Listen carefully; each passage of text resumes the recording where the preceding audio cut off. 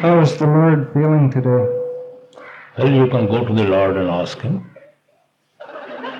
Maharaji, could you please Yes, please. talk about why some of us who are single yearn for a mate when Master is everything to us? Who has? Those of us who are single who yearn for a mate, but Master is everything, why do we also want a mate? A husband. Why do I want a husband when you're everything to me? Why your husband is everything to you? No. Why do I want to be married when I have you? You see, these are the basic necessities of the human body. There are certain instincts in us which have to be basically satisfied. But we are not to become victim of them. Thank you. Everybody needs a company. How much we can fight that instinct, it depends on individuals.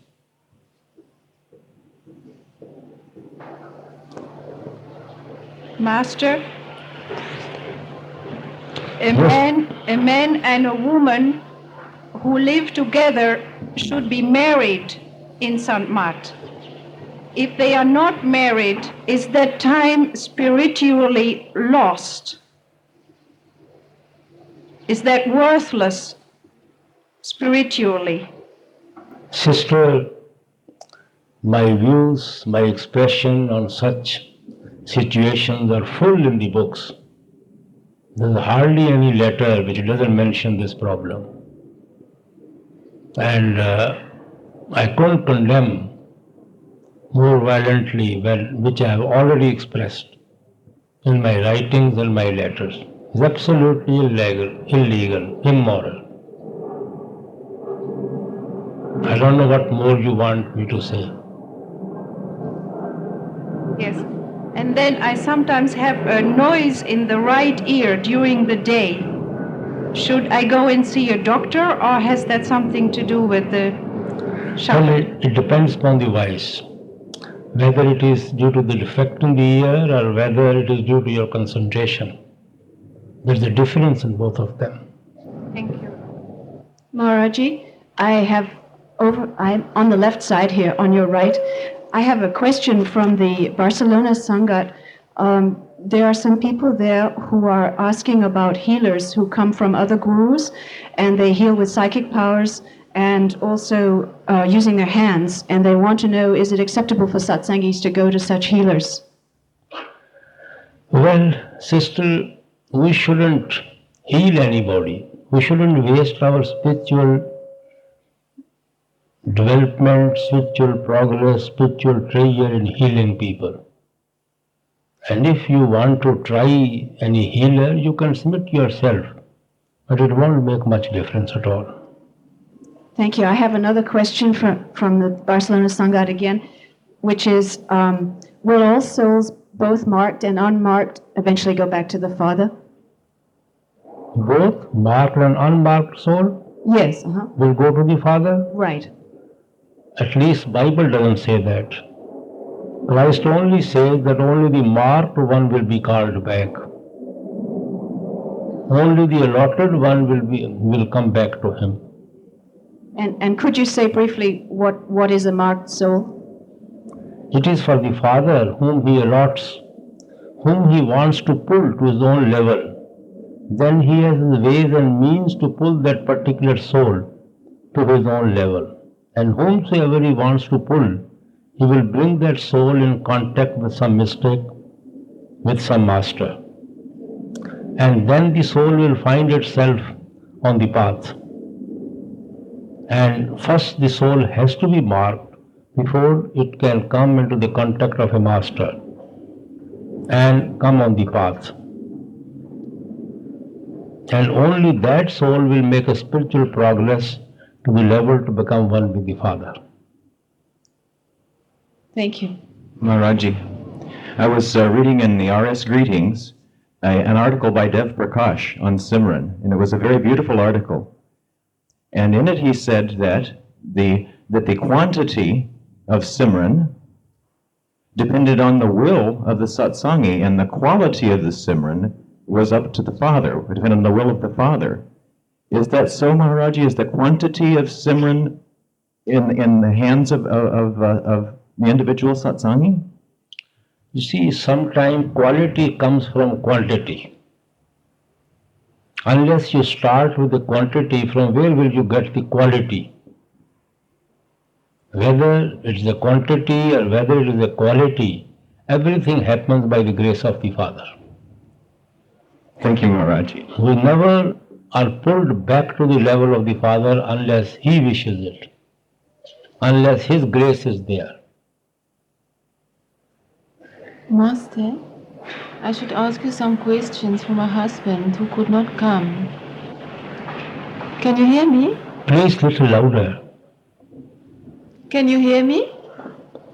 To some extent. Can I ask you some questions for my husband who could not come? Please. Thank you. Number 1. From the Sabachan, page 38.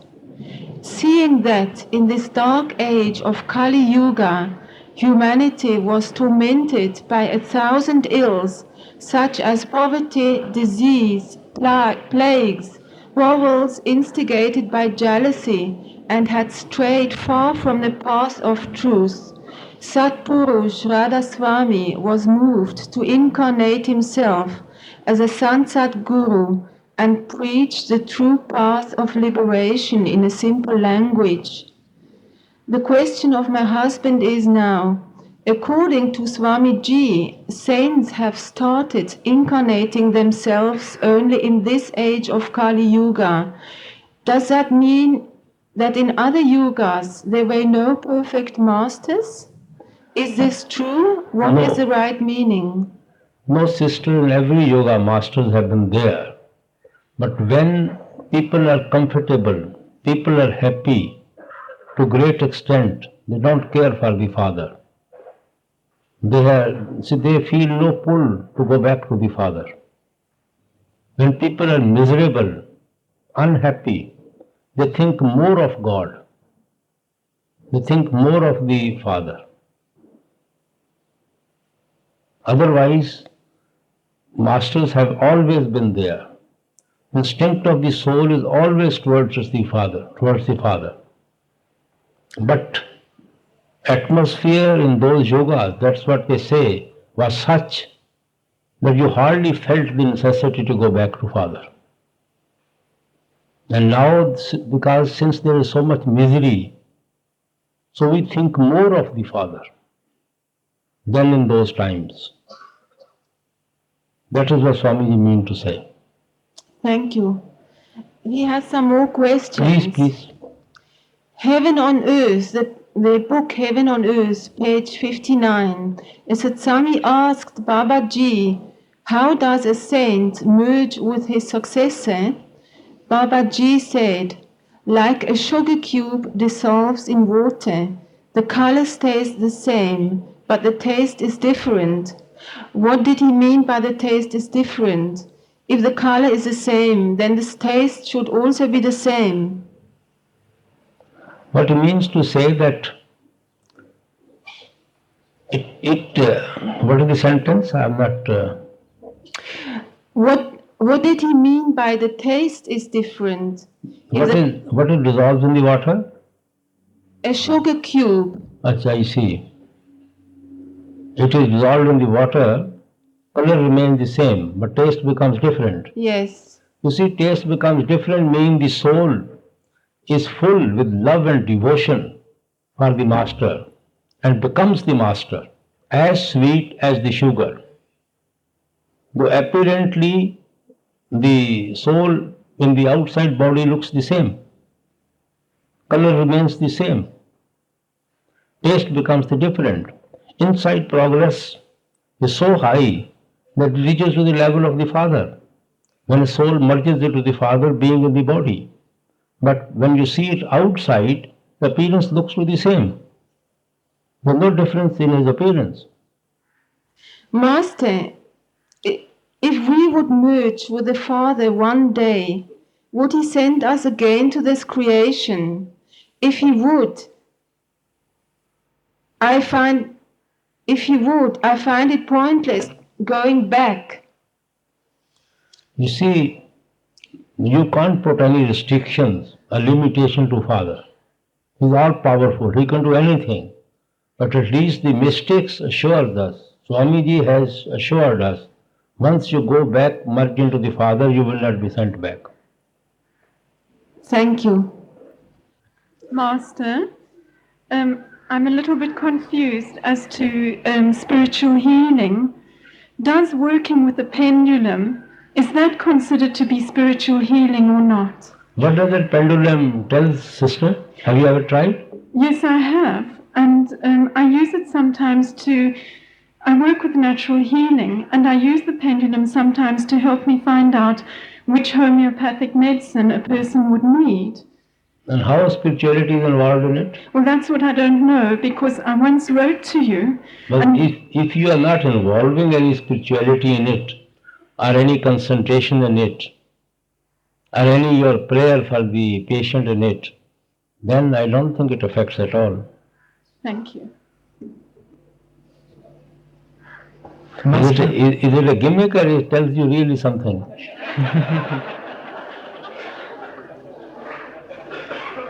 I don't believe that it's a gimmick, otherwise I wouldn't use it. I don't know, especially in America, there are so many such type of, school of thoughts or school of medicines or school of cure. Anyway, whatever suits anybody. Do you think it's a gimmick? Huh? Do you think it is a gimmick? I don't know, I've never tried on myself, so I can't give my exact opinion. Thank you. Yes. I would like to ask a question in connection with creating new karma. I have read in a book that when certain insects can cause some diseases and are disturbing our life, we can eliminate them. And I will like to ask in connection of this. For example, in some countries there are certain beetles in the houses, in some areas black ones, in others brown ones. When we see a couple of them at home, will we kill them or tolerate them till they multiply? You mean all these insects? Insects, yes. You see, if there is no other way, you have to. Because you have to live in this world. You have to draw a line somewhere. Either you will live there or they will live in the house. But that doesn't mean that you are not committing any karma. Karmas are there. You are collecting the karmas. But if you will attend to your meditation, the load won't be much. Thank you. Yes. The saints teach us two things which seem to me contradictory. On one hand, they say everything belongs to the Guru, nothing is our own. We are nothing but marionettes. On the other hand, we should live within the principle of Sant Mat and do our best. Where is our own responsibility if everything is due to the Master and to our karma? Well, brother, if you really submit to the Lord, really surrender to the Lord, you give yourself to the Lord, you surrender your mind to the Lord, then you don't have to do anything at all. You have no responsibility than whatever you may do. What it means is that everything belongs to Guru or belongs to the Lord, that we should think that it belongs to the Lord, belongs to the Guru. We should not think it is mine. We should not get attached to those things. We should use them thinking it a gift from the Lord. That they are not mine. They belong to the Lord. And if He takes it away, well, it was His property, He has taken it away. How can I grumble? This thing which doesn't belong to me, it belongs to someone else. If He takes away, I have no reason to grumble. So that is what it means. That think it belongs to Guru, think it belongs to the Lord. Anything doesn't belong to you. Don't get attached to those things. So if you really surrender everything to the Lord, then you have no responsibility whatever you may do.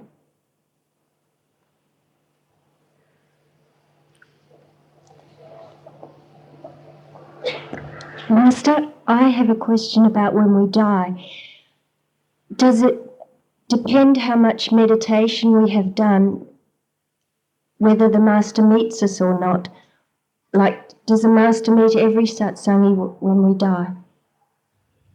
Or does it depend on how much meditation we have done in our life?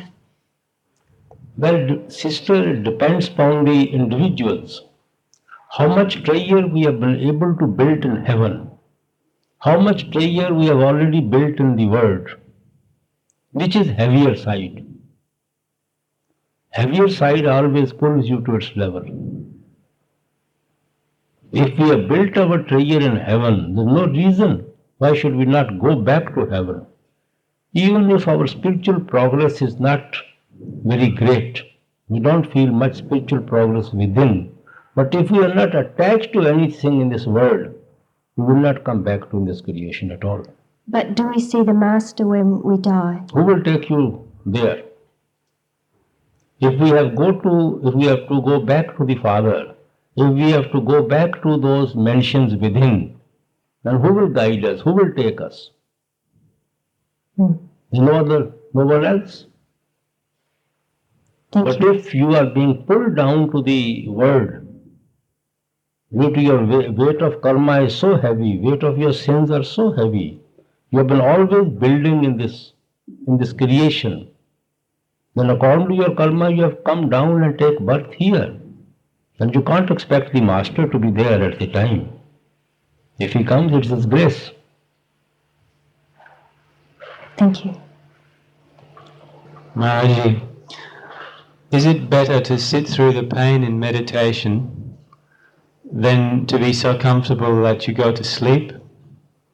Well, brother, if you are always fighting with the posture, fighting with the pain in the body while attending to your meditation, you will never be able to concentrate. And purpose of meditation is to concentrate at the eye center. If you are not able to concentrate at the eye center, then what is the sense of fighting with the body or fighting with the pain? You should not try to stress your body too much to keep in one posture as to give you pain. You can change your posture, you can move about in the room,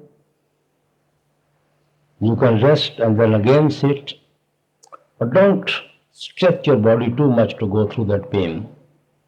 Sit as much as you can conveniently can.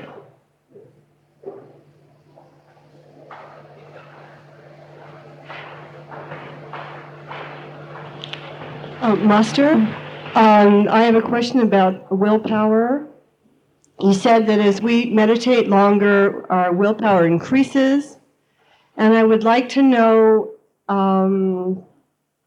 guidelines for let's see, how to explain this. As our willpower increases, we have more power to do things in the world, and I was wondering if you could give me guidelines on what to not use my willpower for. It's hard to explain. It's like there's a line between using your willpower to do something and using your spiritual power. No, you see, willpower means your mind becomes very strong as not to be pulled down to the senses, not to be pulled down by anyone. Your willpower has become very strong with the help of meditation. No matter in which situation you are on your own platform. What if you want to change jobs or something? You shouldn't use it for that, should you? What to change? Say, get another job or change your way, your house or something. What has that to do with willpower? That's what I wanted to know. No, if you don't like your one job, you can get another one. Yeah. Provided it is available. That's the problem. Okay, so the willpower, what you're talking about, willpower, is really an attitude. Attitude of the mind. Okay, thank you, Master. And also, I want to thank you very much for these wonderful accommodations. It's just wonderful, and most it's welcome. just Most great. Thank you. Master, living in America and raising children, we're living in a society where the standards of morality all around us are very different from what we as satsangis try to live. And I wonder how much we should try to protect our children from being exposed to... Well, it depends upon the parents, what type of protection they can give to their children, how they can protect them from others. I mean, I can't lay down do's and don'ts, but parents can. They know Thank you. how to divert their mind, how to keep them, you see, attached to the home, or attach them to the better friends, better atmosphere. Thank you. Master, when a satsangi dies, if they don't come back to this world and they don't go back to Sachkhand, if they go like to the second or the third stage, will they be able to constantly see the face of the Master? Sister, it is not in the hand of satsangi to go to the first stage or second stage. It is according to the spiritual progress they will find their place somewhere. But will they be able to see the Master's face? It depends. It depends upon individuals. It depends upon their spiritual progress. Okay, thank you. Master, I work with a natural healing art form called polarity therapy. Most of the time I work with my hands directly on the body, magnetic current from right hand to left hand. And I wonder if it's permissible. Sometimes I have my hands 1 or 2 inches from the body, smoothing. I don't know if this is the aura or the energy field around the body. It may have been called the etheric body. And I've come to wonder if that's getting mixed up a little with something that a satsangi should not do. Sister, nothing to do with spirituality. It is just manipulation by hand, nothing else. It's just what? Manipulation by hand. Appellation? Manipulation. Oh, manipulation. So manipulation, massaging, that's all. Yeah, but even if your hands are off the body and say 1 or 2 inches away from the body and smoothing the energy of that person's... That is only psychological. You feel or the patient feels. So it's permissible. It doesn't affect anybody at all. So there's no problem with a satsangi doing that? Neither is any useful to the patient also. Thank you. Master, when we meditate, should we use our willpower to focus our attention at the eye center, or is that the ego? There's nothing in ego in sitting in meditation or trying to fight with the mind to hold it at the eye center. There's no ego in it. Because I have heard that you should be more passive during meditation. You are attempting to hold your attention at the eye center. There's no ego about it. Right, What thank is the you. ego about it? Thank you.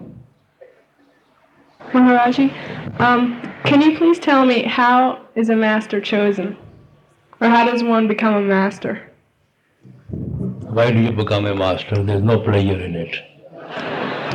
Well, Remain a disciple, you'll be much happier.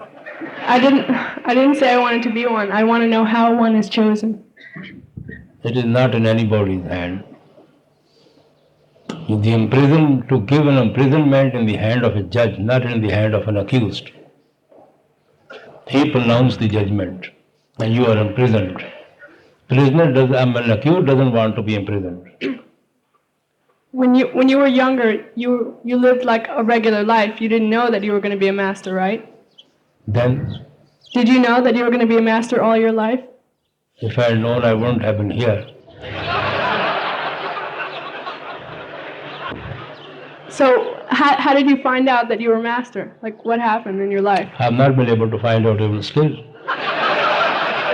Thank you.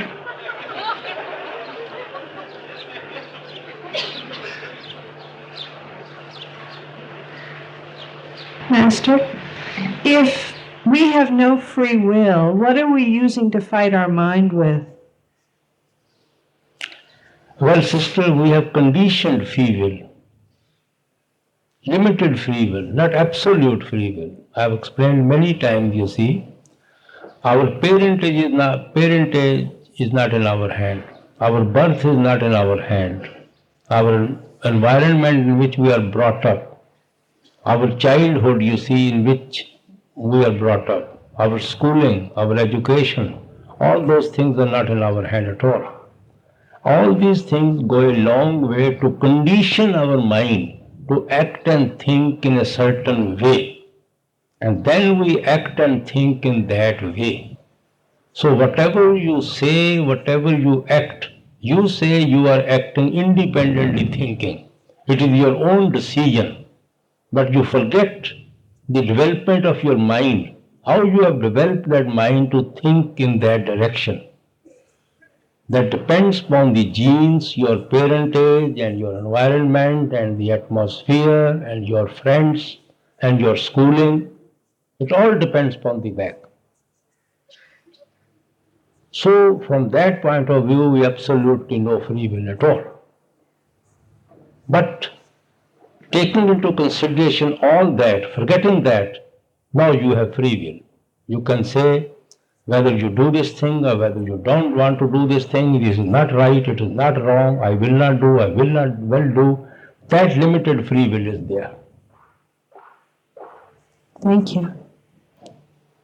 Master, is it right to bring up our children with hidings, or should we not do that? With hiding?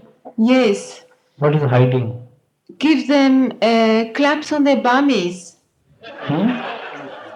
Punishment. Smack them. Yes, smack them physically on their behinds. Sister, it depends upon the parents, it depends upon the child, it depends upon the way the child is behaving. You can't generalize that thing. Spanking, you can't generalize at all. Some people understand much better if you explain to them lovingly and logically. And for some, rod is the only answer.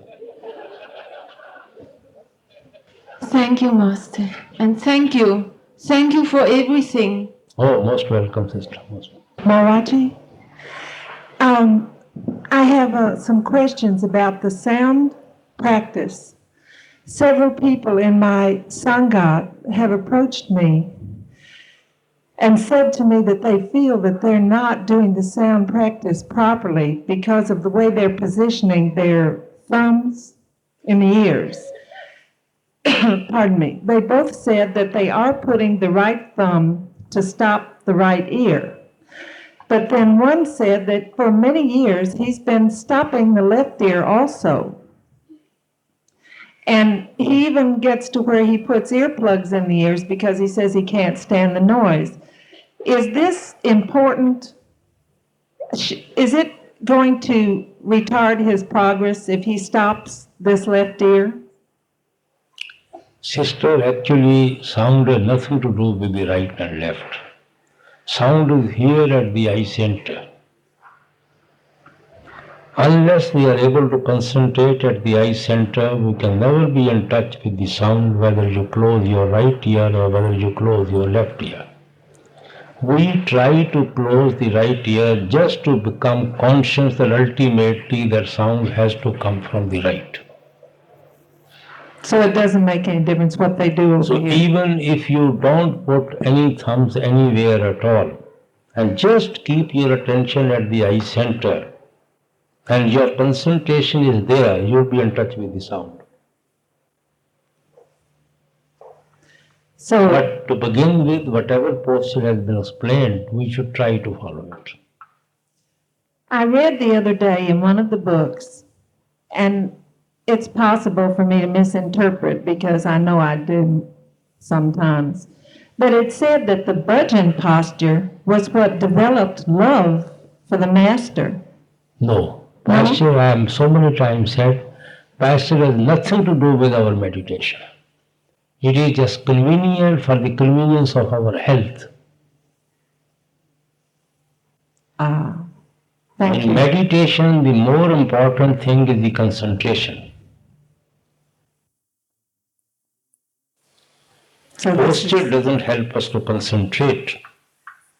It helps us to keep us straight without creating any problem in the body.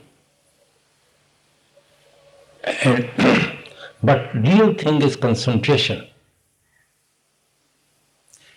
Maharaji, what is the very most important thing that we do to develop love for you? I know you say meditation. Well, love helps you to attend to meditation. Meditation helps you to create that love and increase that love and to grow that love. Then it starts growing and growing to become one with the Father. Thank you, Father. Maharaji, we once had a long thing about free will and grace and effort, karma and free will, and you said you cannot change your karma, but you can change your attitude. That's right. Now, yes, and it appears to me that I want to know how one really changes one attitude. I know meditation is the key, but I feel that maybe perhaps Simran is the road to changing the attitude. Could you speak to me or us a little bit more about Simran and what will help us most to develop perfect Simran? I want to develop perfect Simran. Well, sister, I have said so many times, there is a cycle of weather. Sometime it is winter, sometime it is summer. Summer has to come, winter has to come. You cannot change the cycle of weather. But you can always prepare yourself to that cycle of weather. Yes. If you refuse to prepare yourself for the coming winter, you are the one to shiver, you are the one to suffer. Yes. If you prepare yourself for that winter, you have warm clothes and heating and all that, that winter passes off very peacefully. This is changing our mental attitude towards those that situation. Yes. We are changing ourselves to adjust to that situation, which we are going to face, which we have to face, which we cannot avoid, which is already destined. And we are preparing for that, and we take it as it comes. We are not complaining or protesting why winter has come. We are not challenging that I will not adjust to the winter.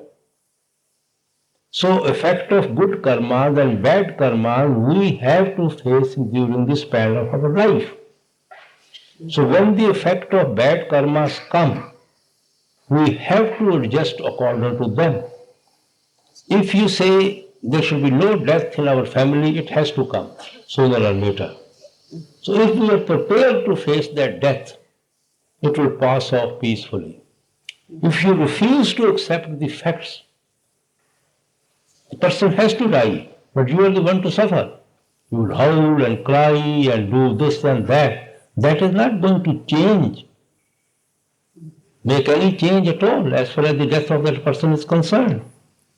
This is changing your mental attitude to the situation. If you accept, this is the will of the Lord.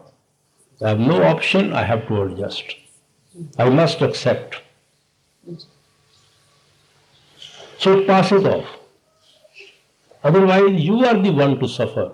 People commit suicide, they cannot adjust to that. People howl and cry, they get heart attacks, they get so many fits because they can't stand that. They are not prepared to face that.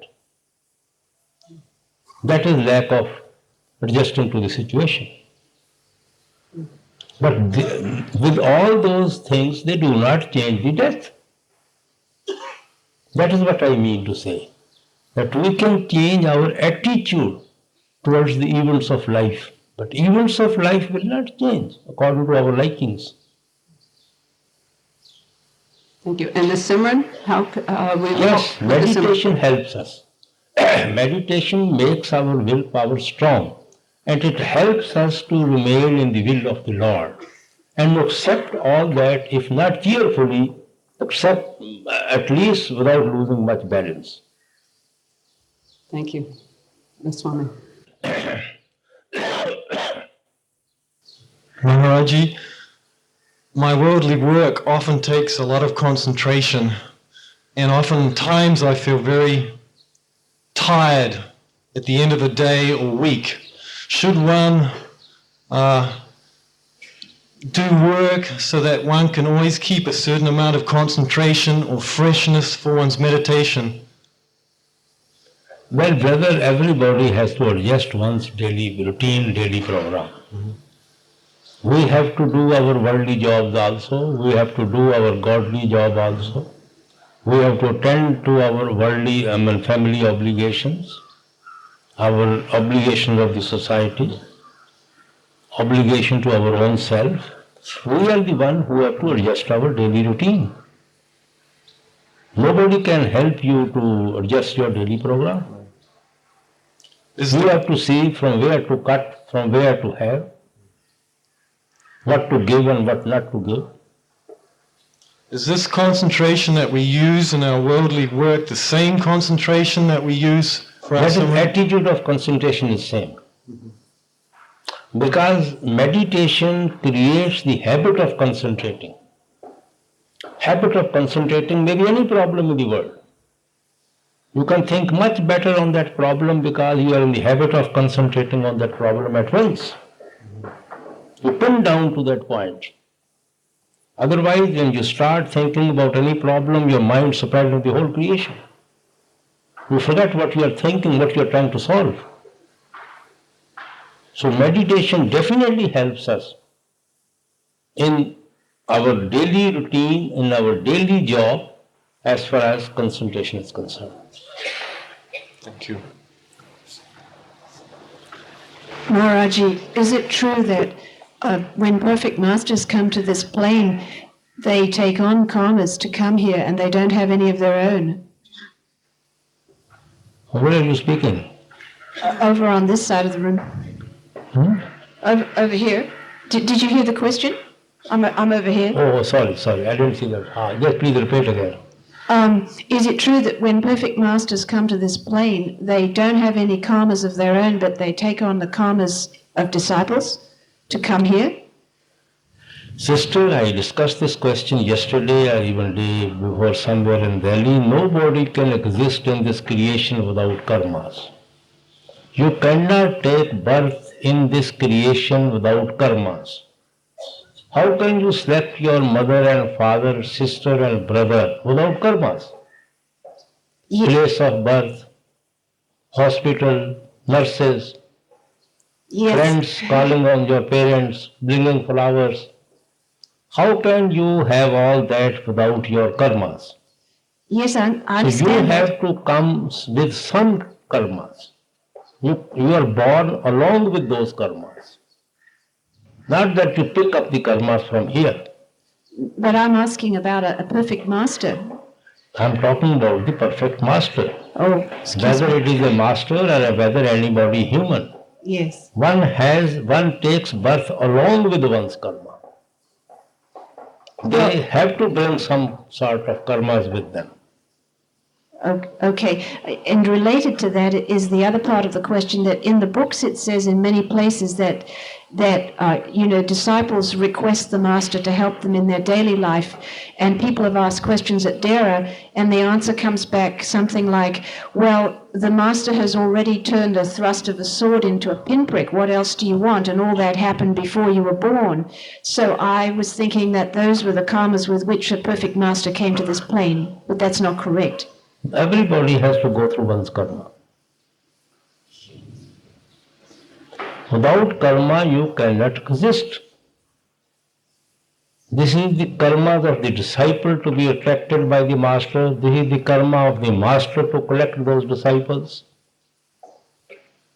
Oh, okay. You see, but they are not prisoner of the karmas.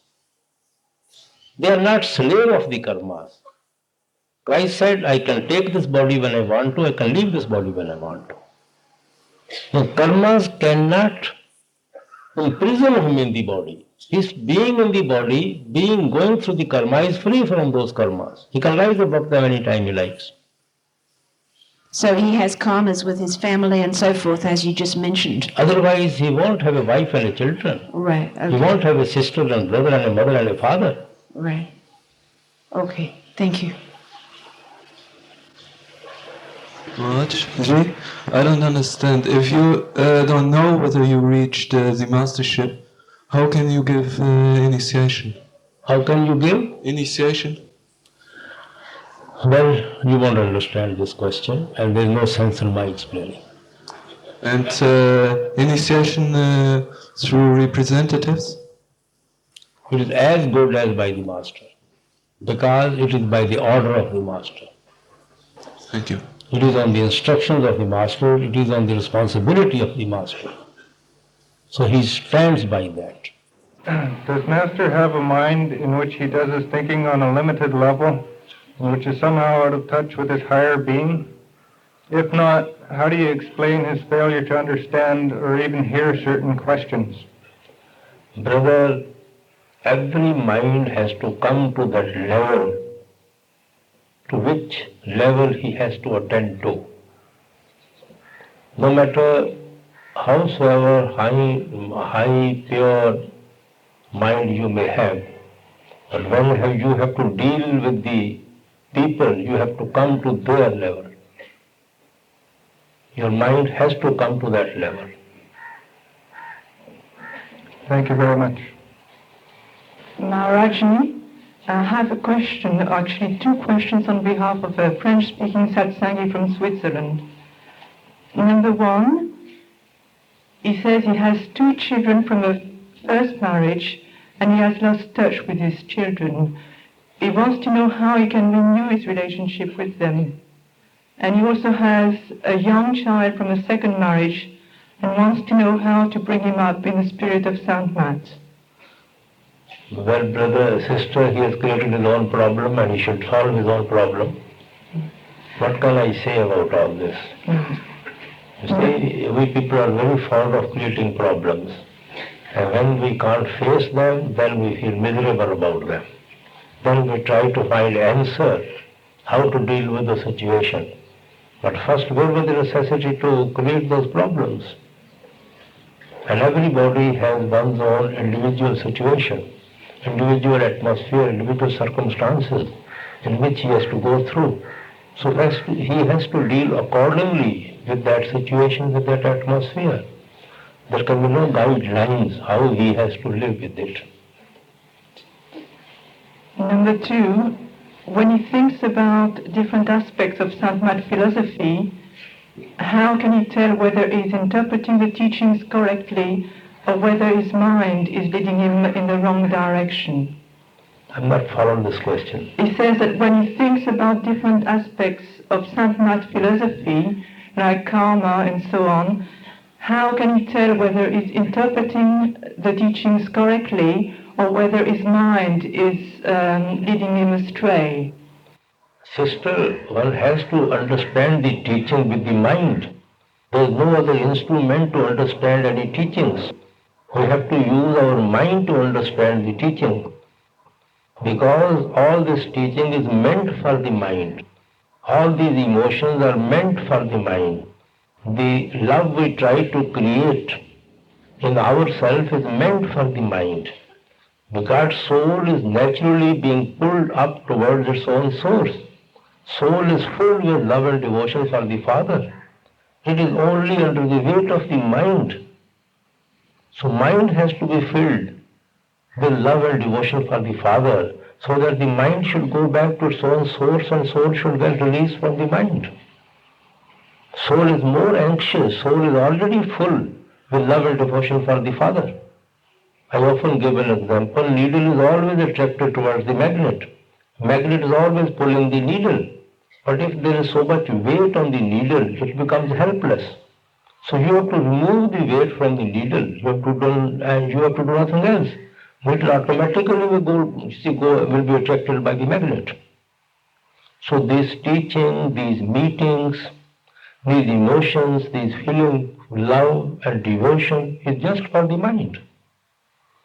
Just to satisfy the mind. Thank you, Maharaji. Maharaji, over here. There are so many. Yes, please, yes. We often hear that we're supposed to live in the world but not be of the world. I myself have been a total failure in this respect. is it really possible for us to be in the world but not of the world? Sister, my brother, what we mean to say that by living in this world, our intention, tendency is always towards our own home. Being here, we are always thinking about our own destination, where we have ultimately to reach. We should not forget our destination, we should not forget the aim of getting the human birth. So pivot is always before us, which we have to achieve. We have to live in this world, we have not to leave this world. Yet we should not be engrossed in this world that we forget the real object for which we have taken this human birth. Our attention should always be towards that world, towards that home. Yes? I have some questions on behalf of the Satsangis from Tenerife. The first one is, the saints always advise us to choose our company carefully and to stay away from manmuks. But if the manmuks are within one's own family and they are Satsangis too, what should one do? How can a Satsangi become manmuk? What is the definition of manmuk? And what is the definition of gurmukh? What is this concept of manmuk and gurmukh? This is on behalf of the Satsangis from Tenerife, and they just wrote the question. I find more people have more questions on the behalf of others than their own behalf. Is it easier to ask on their behalf rather than your own? Master, I have been given this paper because they could not read English. Please. And the second question, I'm just an instrument, I hope. The second question is, Master, we are told that we should try to maintain an atmosphere of peace and happiness in the home, as this is conducive to our meditation. But sometimes the decisions taken by one member of the family affect the others adversely. Should one submit, knowing it is not right, or should one oppose the decision? Well, sister, we have so many hurdles we have to cross to live in the family life. We have to create understanding in the family. There are so many problems which we have to mutually solve, mutually dissolve. I know it's not a very smooth running to live together.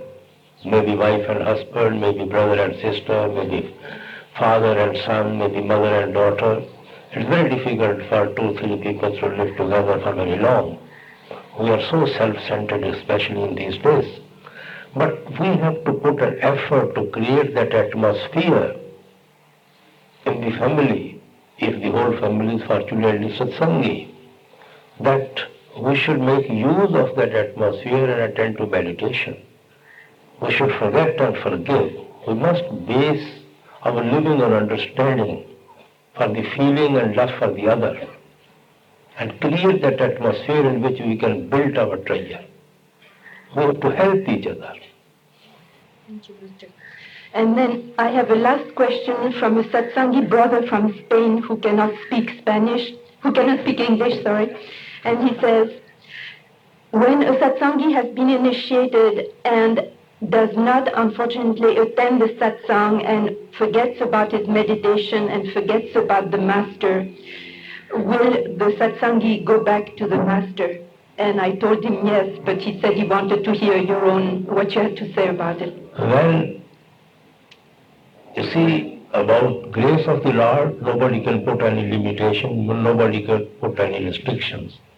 But we get what we deserve. We should try to attend to our duty, our meditation, so that we are met by the Master. But there is no limitation on the Lord's grace. Thank you, Master. Master, I would like to know if we should strive for success in this world or simply accept what the Lord gives us. Pardon? Should we strive for success in this world, or should we simply wait and accept what's given to us? Brother, what is your concept of success? Worldly success. Well, definitely. You should try to do your best, but then leave the result to the Father. Thank you very much. Don't worry about the result. One has to put one's best, then forget about it and leave the result to the Father.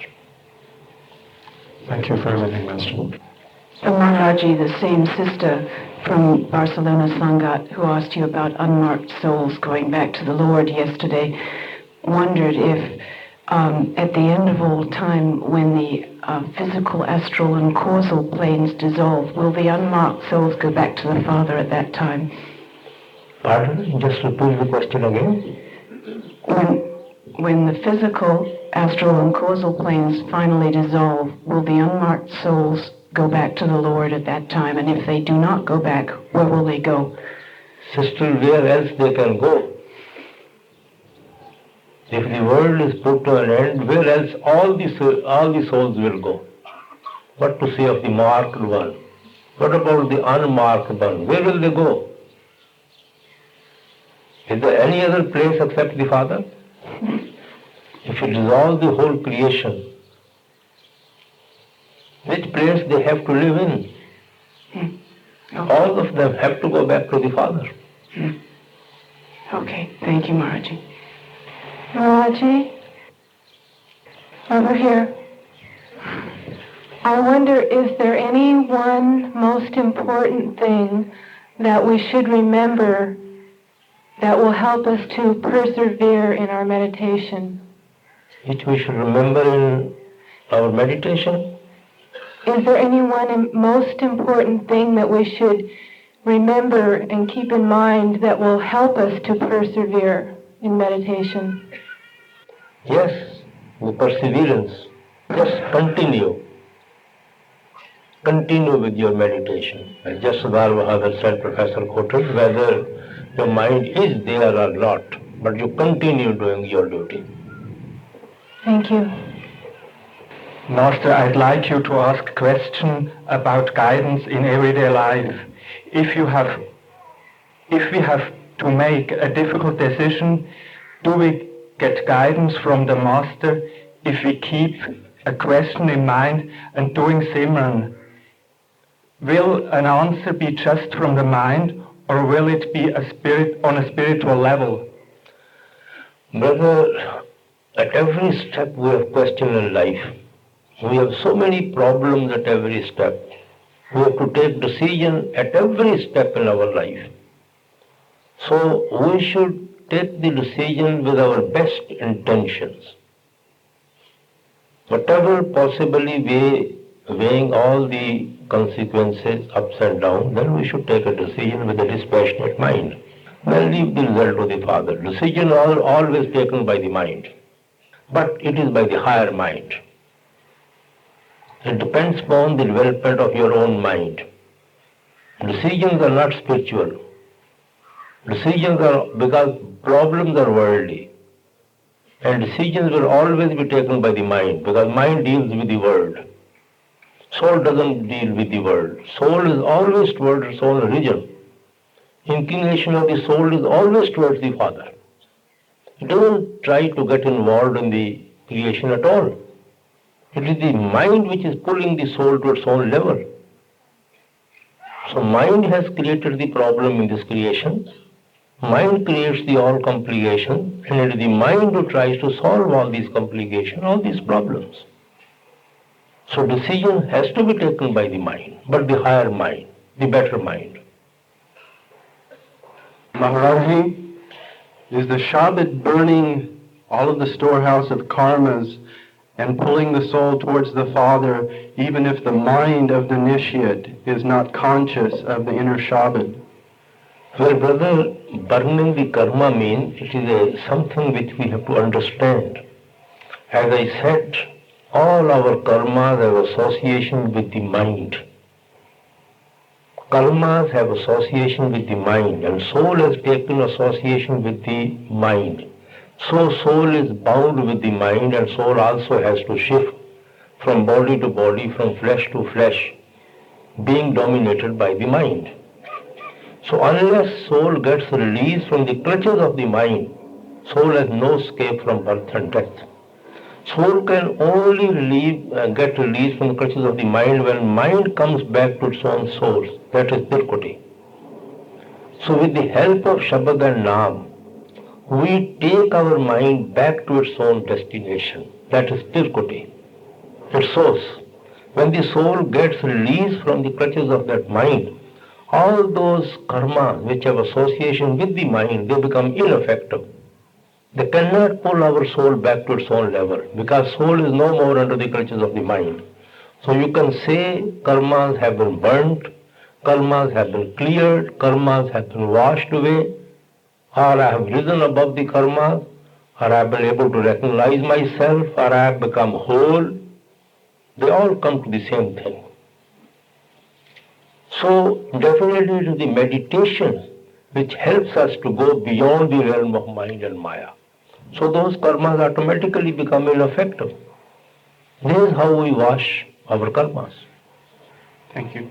Maharaji, first I would like to thank you for your wonderful grace and the wonderful accommodations that we've all had by yourself and by the Sevadars here in Bombay. Everything's been fantastic.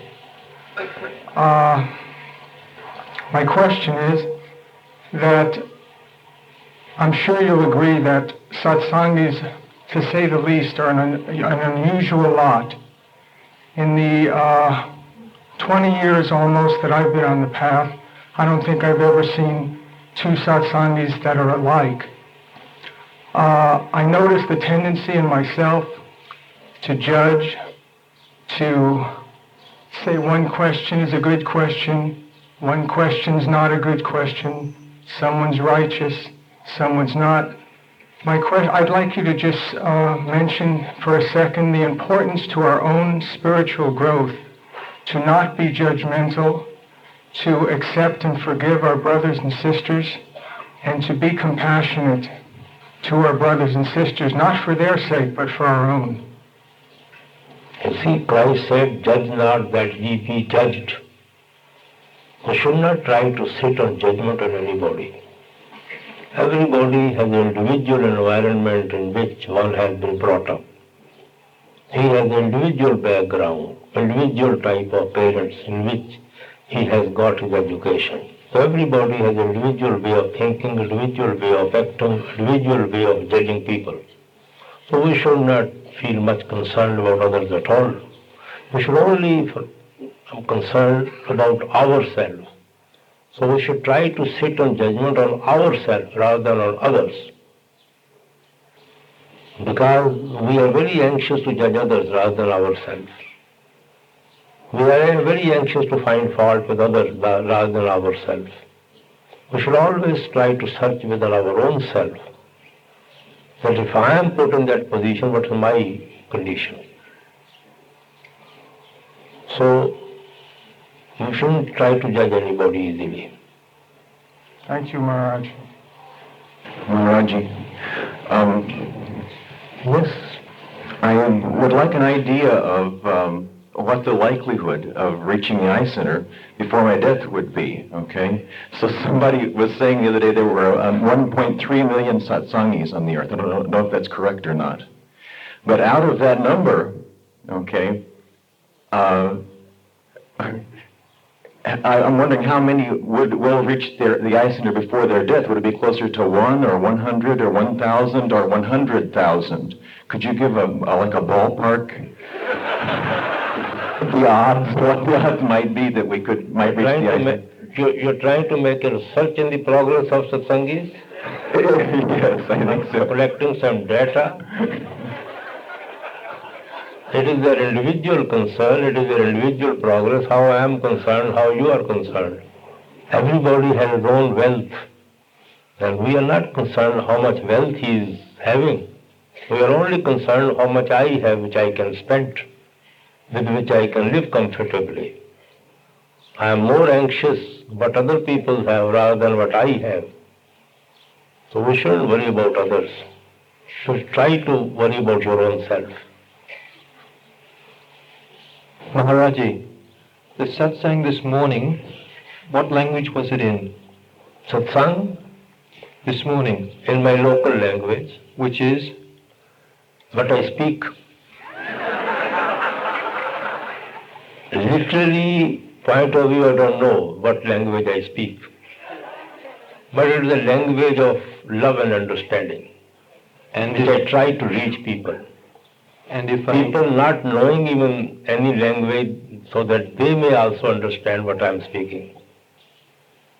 And if a Western Satsangi wishes to understand, I am speaking their language now, so let them understand what they want to understand. Okay, thank you. Maharaji, you talk about making effort and being a spiritual warrior. I'm a very poor spiritual warrior, and I wonder, is it possible to ask the Master for his grace too often? Okay. You talk about the need for us to be spiritual warriors. I am not a very good warrior. I am very much aware of some of your grace and feel like I'm kind of home free, so I don't put in much effort. Is it possible to ask the Master for his effort, for his grace too often, instead of looking inside of myself for my own strength? Sister, we should try to do our best. Master is not ignorant of our efforts. If we are honest and sincere in our efforts, he doesn't lag behind his grace and help and support. He is more anxious to give than we are anxious to receive. But we should be more receptive. We shouldn't be more closed. If he has put us on the path, he is also anxious to take us back to the Father. I have one other thing to say. I didn't know I had been so lonely until being with you. And I would like to not lose a lot of that when I go home. You talk in Die to Live about how the Master makes the disciple fall in love with him and then sends the disciple away. Why must that be? Sister, we are all lonely in this life. It's a self-deception to think that somebody belongs to me or we belong to somebody. Even children comes through us, but they do not belong to us. Having given birth to them, still they are not ours. Still we are lonely. Even so many you may be having around you. Everybody is lonely in this life. We're trying to overcome this loneliness by giving ourselves to the sensual pleasures, by running after the worldly achievements, worldly people, seeking company here and there. You will never be able to overcome that loneliness. This is the inclination of the soul toward its own source, Lord. Unless you let it go back to Him, you will not be able to overcome this loneliness. So meditation helps us to overcome that loneliness. With the help of meditation, we feel we belong to someone. Someone belongs to us. Not only here, even hereafter. As Christ said, ultimately there will be one shepherd and one fold. That is to overcome that loneliness. Don't try to seek. You see, overcoming your loneliness outside in this world, you will never succeed. You will feel rather more frustrated. But I don't feel that loneliness so much when I'm with you, and I would like to keep this feeling, please.